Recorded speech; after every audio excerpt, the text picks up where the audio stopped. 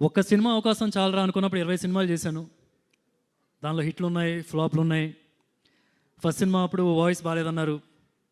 ప్రతిరోజు ఒక గంట సేపు అయినా సరే వాయిస్ కల్చర్ ట్రైనింగ్ చేస్తూ ఉన్నాను. సంవత్సరాలు చేస్తూనే ఉన్నాను. ఇప్పుడైనా సరే డబ్బింగ్ ఉన్నప్పుడు నేను చేస్తూనే ఉంటాను.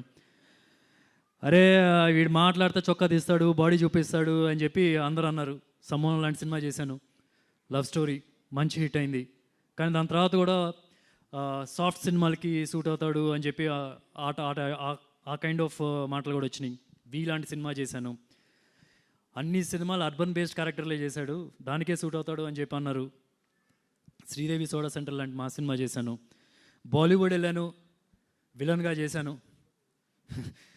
అంటే మన ప్రొడ్యూసర్లు అయినా కప్పు కాఫీ ఇచ్చారు, అక్కడికి వెళ్తే కాఫీ కూడా దొరుకుతలేదని భయపడ్డాను యాక్చువల్లీ. బట్ హ్యాపీ, బాగా చూసుకున్నారు. సో ఇప్పుడు 20 సినిమాల్లో హిట్ కారణం నా కష్టం, ఫెయిల్యూర్ కారణం అది కూడా ఫ్లాప్ కారణం కూడా అది నా ఫెయిల్యూరే. ఏ ఒక్కరోజు మహేష్ నాకు హెల్ప్ చేయడానికి రెడీగా ఉన్నా సరే, ఏ ఒక్కరోజు నేను వెళ్ళి నాకు ఒక సినిమాకి రికమెండ్ చేయండి, నాకు ఒక పాత్రను రికమెండ్ చేయండి, ఏ రోజు నేను వెళ్ళలేదు.